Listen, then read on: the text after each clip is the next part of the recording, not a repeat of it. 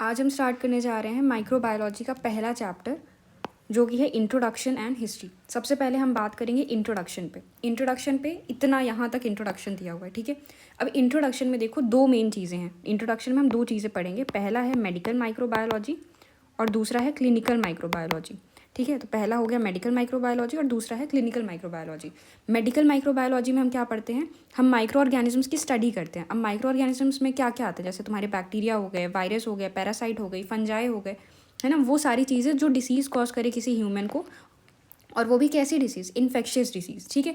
तो ये हो गया तुम्हारा मेडिकल माइक्रोबायोलॉजी। इसके बाद हम देखते हैं क्लिनिकल माइक्रोबायोलॉजी में। क्लिनिकल माइक्रोबायोलॉजी देखो, क्लिनिशियन जो होते हैं वो क्या करते हैं, वैसे याद रखो कि ये क्या करेगा। क्लिनिकल माइक्रोबायोलॉजी में हम क्या पढ़ते हैं, कैसे भी प्रिवेंशन, डायग्नोसिस और ट्रीटमेंट कराना इन्हीं इन्फेक्शियस डिसीज़ के। अब ये क्लिनिकल माइक्रोबायोलॉजी के अंदर कुछ अलग अलग ब्रांचेस इंक्लूड होते हैं, जैसे कि general microbiology, immunology, hospital infectious control और सिस्टमिक माइक्रोबायोलॉजी। ये सारा इसी के अंडर आ रहे हैं, ठीक है। अब देखो वन बाय वन हम बात करते हैं। सबसे पहले आते हैं जनरल माइक्रोबायोलॉजी में। जनरल माइक्रोबायोलॉजी में हम क्या करते हैं, जनरल प्रॉपर्टीज़ की स्टडी करते हैं। क्या करते हैं, जनरल प्रॉपर्टीज़ की स्टडी करते हैं किसी भी माइक्रो ऑर्गेनिज्म की।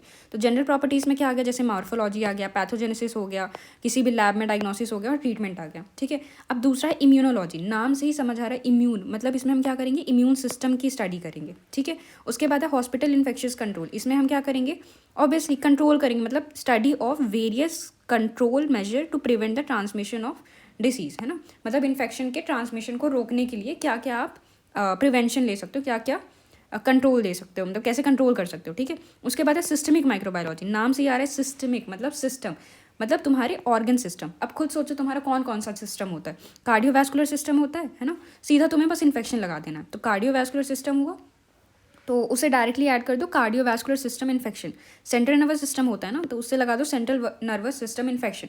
जीआईटी सिस्टम होता है ना, और हिपैटोबिलिरी, जो तुम्हें याद रहे, ठीक है। ये बहुत ही बेसिक सी चीज़ है। जितने सिस्टम होते हैं, जैसे रेस्पिरेटरी सिस्टम हो गया, यूरिनरी ट्रैक्ट हो गया, जेनाइटल ट्रैक्ट हो गया, आँख कान नाक मुंह, ये सारी चीज़ें होंगी, बस उन्हीं में सब में इन्फेक्शन लगा देना, ठीक है। तो ये हो गया तुम्हारा सिस्टमिक माइक्रोबायोलॉजी। अब हम क्या करते हैं, जब हम किसी भी माइक्रो ऑर्गेनिज्म को देखते हैं तो वो दो टाइप के होते हैं, या तो वो प्रोकैरियोट हो सकते हैं या तो वो यूकैरियोट हो सकते हैं। तो वही है, माइक्रो ऑर्गेनिज्म के अंदर प्रोकैरियोट और यूकैरियोट ऑर्गेनिज्म आते हैं। अब प्रोकैरियोट के अंदर एग्जाम्पल देखो, इसमें आ जाता है तुम्हारा बैक्टीरिया और ब्लू ग्रीन एल्गी। और यूकैरियोट के अंदर क्या आ जाता है, यूकैरियोट के अंदर एल्गी आ जाता है, फंजाई आ जाता है, पैरासाइट आ जाता है, ये सब आ जाता है, ठीक है। तो प्रोकैरियोट के अंदर क्या आ गया, बैक्टीरिया, ब्लू ग्रीन एल्गी, और यूकैरियोट के अंदर क्या आ गया, एल्गी, फंजाई, पैरासाइट, ये सारी चीज़ें, ठीक है। अब देखो यहाँ पे ना एक्सेप्शन है वायरस। वायरस जो होता है ना ही वो प्रोकैरियोट है और ना ही यूकैरियोट है, ठीक है। तो virus neither prokaryote nor eukaryote, ठीक है। तो ये हो गया तुम्हारा पूरा इंट्रोडक्शन खत्म। इंट्रोडक्शन समझ आया, मेडिकल माइक्रोबायोलॉजी के बारे में बात कर लिया, क्लिनिकल के बारे में भी बात कर लिया, ठीक है। उसके बाद हमने क्लासिफिकेशन ऑफ माइक्रो ऑर्गेनिज्म देखा। अब हम वन बाय वन क्या करेंगे, अब हम हिस्ट्री देखेंगे, ठीक है। हिस्ट्री अलग अलग साइंटिस्ट की। अब हम हिस्ट्री स्टार्ट करने जा रहे हैं, ठीक है। तो सबसे पहले हम हिस्ट्री स्टार्ट करेंगे, तो सबसे पहला जो साइंटिस्ट का नाम दिया है वो है एंटनी वॉन ल्यूवेनहॉक, ठीक है। ये जो थे, इन्होंने क्या किया था, इन्होंने सबसे पहले माइक्रोस्कोप खुद से बनाया था, ठीक है, याद रखना, खुद से माइक्रोस्कोप बनाया था। और माइक्रोस्कोप जब खुद से बनाया तो इन्होंने पहली बार बैक्टीरिया देखा और बाकी माइक्रो ऑर्गेनिजम्स देखे, ठीक है, ये समझ आया। अब नेक्स्ट है एडवर्ड जेनर। इसमें बस तुम्हें ये याद रखना है कि जो पहली वैक्सीन थी, है ना, स्मॉल पॉक्स वैक्सीन, वो इन्होंने ही बनाया था, ठीक है। अब आ जाओ, नेक्स्ट है लुइस पैस्चर। लुइस पैस्चर में बस इतना याद रखना कि ये फादर है माइक्रोबायोलॉजी के। अब देखो, फादर है माइक्रोबायोलॉजी के, तो इनके कॉन्ट्रीब्यूशंस भी पढ़ने पड़ेंगे, ठीक है। अब मैं बहुत सिंपल तरीका बता रही हूँ याद करने का। इनके नाम में क्या है, पैस्चर, लुइस पैस्चर। तो पैस्चर से क्या याद रखो, पैस्चराइजेशन ऑफ मिल्क, ठीक है। तो पैस्चराइजेशन ऑफ मिल्क मतलब कैसे मिल्क को पैस्चराइज करें, उसके मेथड बताए थे, ठीक है। तो पैस्चर से क्या याद रखा, पैस्चराइजेशन ऑफ मिल्क। अब मिल्क से याद रखना फर्मेंटेशन, तो प्रिंसिपल ऑफ फर्मेंटेशन दिए। फर्मेंटेशन का प्रिंसिपल क्यों दिए, जिससे फूड को हम प्रिजर्व कर सके, क्या कर सके, प्रिजर्व कर सके, ठीक है। अब प्रिजर्व से याद रखना स्टेरलाइज, है ना, स्टेरलाइज भी तो करना पड़ेगा ना, अगर तुम फूड को प्रिजर्व कर रहे हो। तो स्टेरलाइजेशन टेक्निक, और स्टेरलाइज किससे करते हैं, जर्म से करते हैं, तो जर्म से याद रखना जर्म थ्योरी ऑफ डिसीज, ठीक है। तो पैस्चर से क्या याद रखा, पैस्चराइजेशन ऑफ मिल्क। मिल्क से याद रखना फर्मेंटेशन। फर्मेंटेशन क्यों कर रहे हैं, फूड को प्रिजर्व करने के लिए। प्रिजर्वेशन से याद रखना स्टेरलाइजेशन टेक्निक, और उससे याद रखना जर्म थ्योरी ऑफ डिसीज। इतना समझ आ गया। अब हम आते हैं नेक्स्ट साइंटिस्ट, जो कि हैं जोसेफ लीस्टर। इनका बस इतना याद रखना कि फादर हैं किसके, एंटीसेप्टिक सर्जरी के, ठीक है। अब आते हैं मेन, जहाँ से सच में क्वेश्चंस बनते हैं, वो है रॉबर्ट कोच, ठीक है। रॉबर्ट कोच, उसमें भी यहाँ से क्या क्वेश्चन बनता है, उससे ये बनता है, कोच के पोस्टुलेट बताओ, ठीक है। देखो पता है पूरा पढ़ने का कोई सेंस नहीं, वही पढ़ो जो जहाँ से सच में क्वेश्चन आते हैं। यही क्वेश्चन आता ही है रॉबर्ट कोच के पोस्टुलेट। कोच के पोस्टुलेट क्या क्या है, अब देखो ये क्या बताते हैं, इनके अकॉर्डिंग ये बताते हैं कि अगर कोई भी माइक्रो ऑर्गेनिज्म है, ठीक है, कोई भी माइक्रो ऑर्गेनिज्म है, तुम उसे, जैसे ये सपोज ये माइक्रोब है, ठीक है, ये माइक्रो ऑर्गेनिज्म इन्फेक्शियस हो सकता है और साथ साथ नॉन इन्फेक्शियस हो सकता है ना। तो तुम किस कंडीशन पे उसको इन्फेक्शियस कहोगे, किस कंडीशन पे, वही चीज़ कहा है कि postulated that microorganism can be accepted as a causative agent of an infectious disease, अगर वो 4 क्राइटेरिया फुलफिल कर रहा है। मतलब अगर मैं इस माइक्रो ऑर्गेनिज्म को कोई डिसीज़ कॉज करने वाला कह रही हूँ तो इसको क्या 4 क्राइटेरिया को फॉलो करना होगा। अब वो 4 क्राइटेरिया क्या है, पहले मैं वो समझाती हूँ। जैसे मान लो कहीं पे भी लीजन है, ठीक है, कहीं पे भी लीजन है तो उसके पास वो माइक्रो ऑर्गेनिज्म होना चाहिए, ठीक है, मतलब वो उससे कॉन्स्टेंटली एसोसिएटेड होना चाहिए, ठीक है। दूसरे पॉइंट में ये बता रहा है कि इस माइक्रो ऑर्गेनिज्म को मैं निकाल के इसे आइसोलेट कर सकूँ, है ना, मतलब आइसोलेट करना मतलब इससे निकाल के कहीं और रख के इसे कल्चर में ग्रो कर सकूँ। फिर उसके बाद ये बताना है कि अब ये जब मैंने इसे कल्चर कर लिया, अब मैं किसी भी दूसरे ऑर्गेनिज्म पे, किसी भी दूसरे एनिमल पे इसको मैं डाल रही हूँ, ठीक है, तो अब इसके अंदर भी ये सेम डिसीज़ कॉज करना चाहिए, ठीक है, इसके अंदर भी सेम डिसीज़ कॉज करना चाहिए, ठीक है। और फिर उसके बाद चौथे पॉइंट में कह रहा है कि अब मैं इससे भी रीआइसोलेट करूँगी और दोबारा से इसे ग्रो करूँगी, ठीक है। तो यही 4 पॉइंट है। तो पहला पॉइंट क्या कह रहा है कि माइक्रो ऑर्गेनिज्म कॉन्स्टेंटली एसोसिएटेड होना चाहिए डिसीज़ के लीजन से, है ना, इससे कॉन्स्टेंटली एसोसिएटेड होना चाहिए। दूसरे पॉइंट पे कह रहा है कि इस ऑर्गेनिज्म को हम आइसोलेट कर सकें और इसे कल्चर में ग्रो कर सकें, ठीक है। और तीसरे पॉइंट पे ये कह रहा है कि अब हम इसे आइसोलेट कर लिया तो जो आइसोलेटेड माइक्रो ऑर्गेनिज्म है उसको किसी भी लैब के एनिमल में इनोक्यूलेट कर सके, मतलब वो कर दिया, ठीक है। अब चौथे पॉइंट में हम बताएंगे कि अब उससे भी रीआइसोलेट, मतलब उससे भी हम निकाल सके, ठीक है।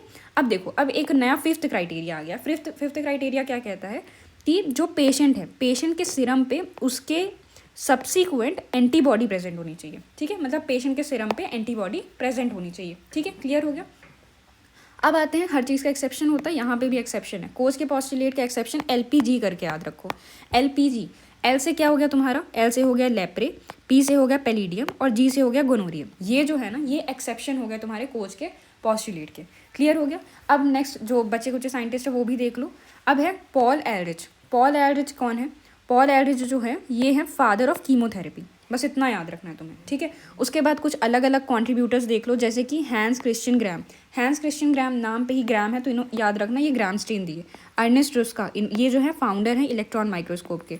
अलेक्जेंडर फ्लेमिंग, इन्होंने क्या किया, इन्होंने कॉमनली यूज जो हम एंटीबायोटिक यूज़ करते हैं ना, जैसे पेनिसिलिन, उसको डिस्कवर किया। उसके बाद ये कैरी भी मुले से याद रखना, इन्होंने PCR को डिस्कवर किया था, ठीक है। अब इतना ही हमें पढ़ना है, इसके अलावा देखो यहाँ पे ये सारी चीज़ें कोई नहीं पूछी जाती हैं, ठीक है।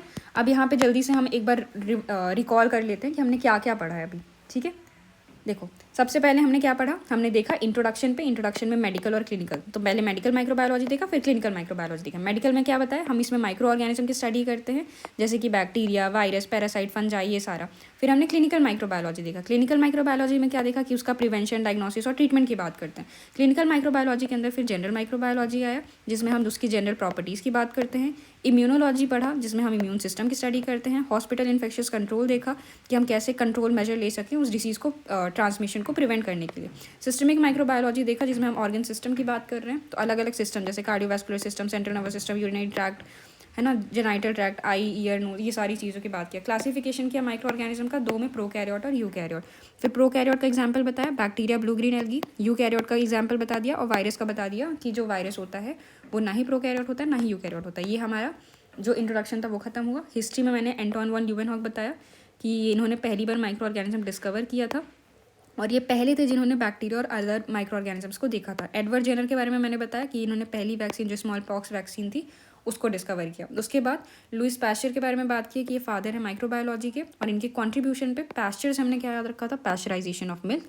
पैस्चराइजेशन ऑफ मिल्क से हमने याद रखा फर्टिलाइजेशन के प्रिंसिपल। फिर फूड के प्रिवेंशन से याद रखा स्टेरिलाइजेशन टेक्निक, और स्टेरिलाइजेशन से याद रखा जर्म, तो जर्म थ्योरी ऑफ डिसीज, ठीक है। फिर जोसेफ लीस्टर का मैंने बस इतना याद करने को बोला कि फादर है एंटीसेप्टिक सर्जरी के। रॉबर्ट कोच के पोस्टुलेट बताया कि ये क्या बताते हैं कि कोई भी माइक्रो ऑर्गेनिज्म इन्फेक्शियस डिसीज कब कॉज कर सकता है, अगर वो 4 क्राइटेरिया फुलफिल करे। और वो 4 क्राइटेरिया क्या है कि माइक्रो ऑर्गेनिज्म कॉन्स्टेंटली एसोसिएटेड हो लीजन ऑफ डिसीज से, ठीक है। उसके बाद माइक्रो ऑर्गेनिज्म को हम आइसोलेट कर सके, है ना, किसी भी कल्चर पे। उसके बाद हम उसे आइसोलेटेड जो माइक्रो ऑर्गेनिज्म है उसको हम इनोक्यूलेट कर सकें किसी भी लैब के एनिमल पे। और जो चौथा पॉइंट है वो क्या बताया, अब ये लास्ट पेज है, चौथा पॉइंट ये बताया कि इसे हम रीआइसोलेट कर सकें। फिर एक फिफ्थ क्राइटेरिया भी आ गया कि जो भी इंट्रोड्यूस किया है उसका सब्सिक्वेंट एंटीबॉडी पेशेंट के सीरम पे होनी चाहिए, ठीक है। अब हम आते हैं एक्सेप्शन में मैंने एलपीजी बताया, एल से लेप्रे, पैलिडियम, जी से गोनोरिया, ठीक है। फिर पॉल एरिज बताया कि ये कीमोथेरेपी के फादर हैं। हैंस क्रिश्चियन ग्राम, ये इन्होंने ग्रामस्टीन दिया। अर्नेस्ट रुस्का, ये फाउंडर इलेक्ट्रॉन माइक्रोस्कोप के। अलेक्जेंडर फ्लेमिंग, ये एंटीबायोटिक जो कि पेनिसिलिन है। और कैरी मुलिस, पीसीआर, ठीक है। तो यहाँ से हमारा ये जो चैप्टर है ये पूरा का पूरा खत्म हो गया। अब हम नेक्स्ट वीडियो में नेक्स्ट चैप्टर जो कि माइक्रोस्कोपी है उसको फिनिश करेंगे। Thank you.